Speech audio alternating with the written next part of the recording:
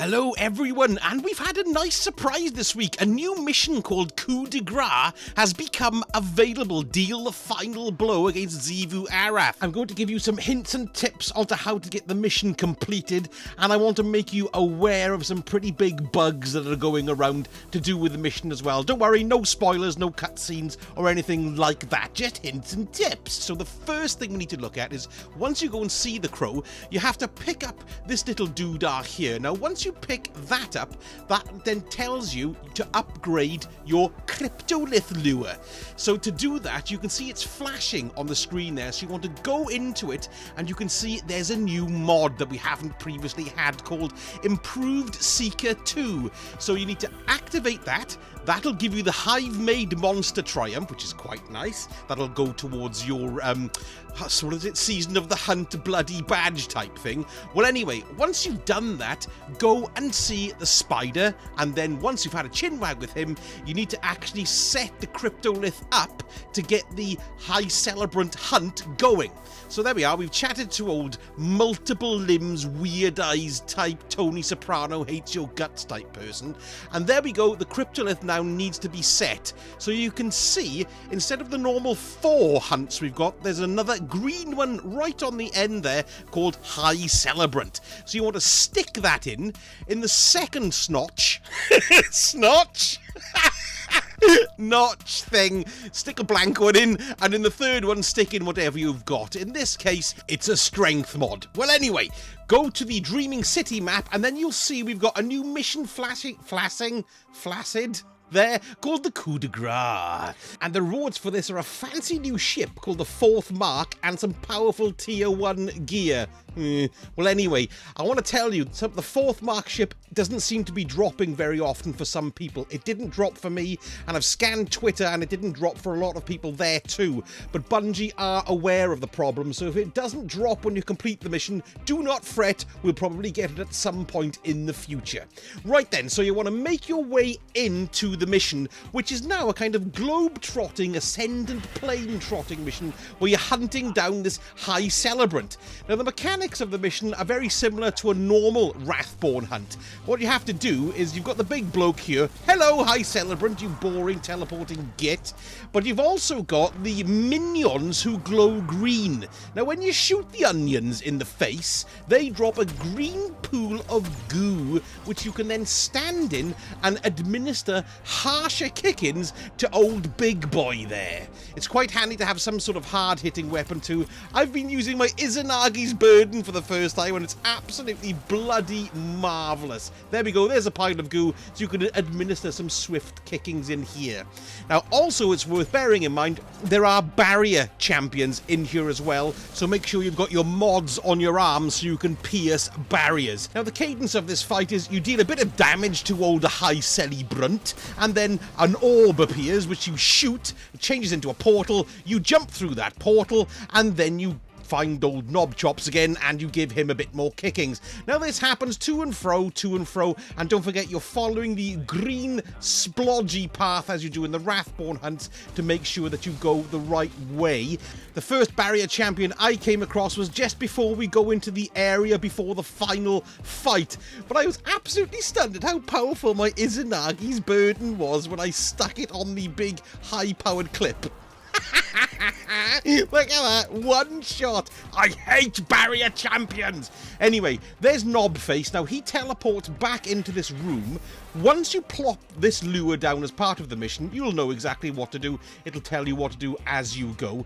You'll then notice that a portal appears atop this darkness type statue.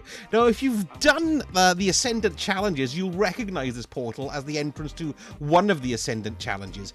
And the way to get up to it are these invisible shelves that are floating to your right when you're on the bridge. This is the only way you can get up there. So you'll see like green goo sort of glowing in the air, and you'll see the shelves sitting in them there. So follow them all the way round the top. You might have noticed that I've got the Ascendance buff there. Well, what happened was I drank some tincture of Queen's Foil just in case I needed it to see the shelves, but it doesn't look like you need to take it to see these shelves. They'll just appear within the Cryptorith gunk. But if you don't see them, then drop some Tincture of Queen's Foil. If you haven't got any, I've got a video up here of where you can buy some. Well, anyway, we're into the portal now, and you've got two ways to go. You can either go to your left or to your right.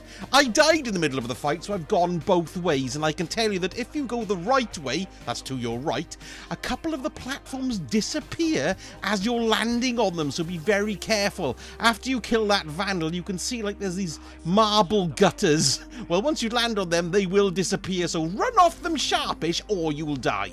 Now, this battle is much the same as the other battles that we've done. You've got to kill bad guys, shoot them from the piles of goo in order to administer kick-ins to old Big Boy. But there is a slight difference at the end, because once you get his health down to a certain level, a barrier champion appears. It's a servitor.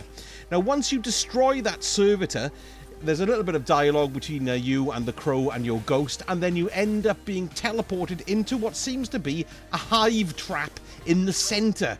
Now, usually with the hive traps, it's exactly the same mechanic. You've just got to shoot the bloody thing out, and that sets it all in motion. There's a tiny little bit of health left on the celebrant. Kill him, and that's it. That's the mission done. And we also then are treated to a brilliant cutscene with some interesting revelations, with some massive implications about what's going to happen further on down the line. Now, a couple of warnings for you guys. The quest does seem to be bugged for a few people. Apparently, at some points, the boss does die too quickly. The teleports don't work sometimes. As I've mentioned before, the ship isn't dropping. Whether or not there should be a pinnacle reward or a powerful reward, because we've got two conflicting things, one saying powerful reward, one saying pinnacle, which is a bit of a bugger. And if you were expecting to complete your warden seal today, if you've gotten all 17 of them, that's showing on the screen. However, it shows that there's 19 altogether, so everybody's completed everything that's showing on the screen, but you've only got 17, not the 19, so there's two missing things there as well.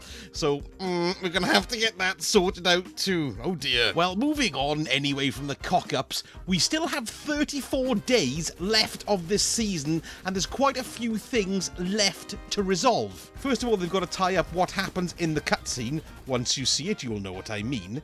We can also see here that it seems that the high celebrant Wrathbourne Hunt is farmable, but it looks like we can only do it once a week, because if you go and hover over the actual mission, it stays on the Dreaming City map, but it says that you can't launch it at this time.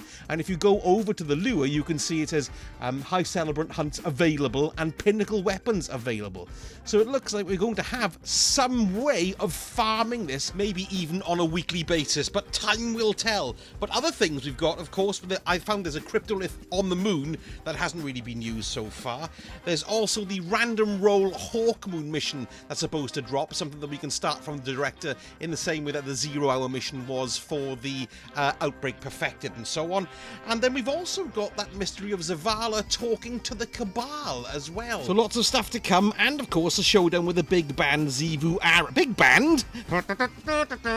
No, big bad. I meant to say Xivu Arath. Who knows, you might end up having a scrap with them as well. Don't forget to give me a like, a comment and a subscribe if you found this remotely interesting, or just if you want to say, hello sausage, how are you? It'd be lovely to hear from you. Thank you so much for watching, and I shall speak to you all again very soon. Sausage ut.